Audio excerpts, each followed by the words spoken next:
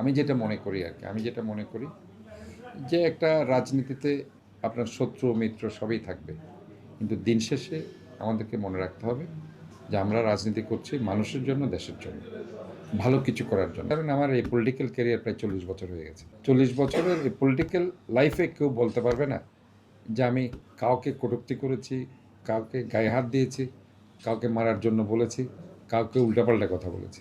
এবং এটা আমার রাজনৈতিক কালচারে নেই। আমি যদ্দূর পারি যৌক্তিকভাবে কথা বলতে চাই, এবং আমি মনে করি যে তাদের যদি যৌক্তিক কোনো পয়েন্ট থেকে আমার সামনাসামনি এসে তারা কথা বলতে পারতো, তাহলে এটা আমি আরও খুশি হতাম।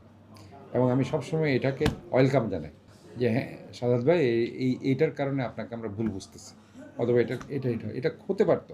তারা 100 বার আমার এখানে, এটাতেও সবসময় আমার কর্পোরেশনে আসে, তারা 100 বার আসতে পারে, এটা তাদের অধিকার যে আমি মেয়র হিসেবে তারা আসা।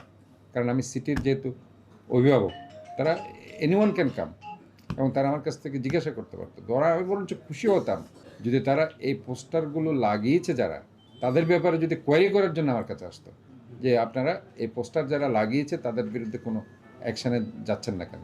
এইটা যদি বলতে পারতো, তাহলে বরঞ্চ আমি আরও বেশি খুশি হতাম যে হ্যাঁ তারা ওয়াকেবহালের ব্যাপারে, এবং তারা এগুলো নিয়ে কনসার্ন, এবং তারা অবশ্যই দূরদর্শী। এই যে ব্যাপারগুলো আমি বারবার বলছি, দূরদর্শিতা, প্রত্যুৎপন্নমতা, এবং আমাদের যে ফরসাইটনেস, এবং যে আমার যে ইনফরমেটিভ হওয়া, এগুলো খুবই জরুরি। একটা রাজনীতিতে যদি আমার নেতৃত্ব দিতে হয়, আমার দূরদর্শিতা লাগবে, আমার প্ল্যান ঠিক করতে হবে, গোল ঠিক করতে হবে, এবং কখনো ভিন্ন খাতে কোনো জিনিসকে প্রবাহিত করা উচিত না বলে আমি মনে করি। কারণ আমি যখনই ভিন্ন খাতে কোনো একটা জিনিসকে প্রবাহিত করব, সেটা আমার প্ল্যান এবং গোল থেকে যখন অন্যদিকে চলে যাবে, এবং সেটাকে কখনো কারোর জন্য ভালো কিছু বই নিয়ে আসে, এটা নিজের জন্য আনবে না, তার দলের জন্য আনবে না, দেশের জন্য আনবে না। আমি যেটা মনে করি আর কি, আমি যেটা মনে করি যে একটা রাজনীতিতে আপনার শত্রু মিত্র সবই থাকবে, কিন্তু দিন শেষে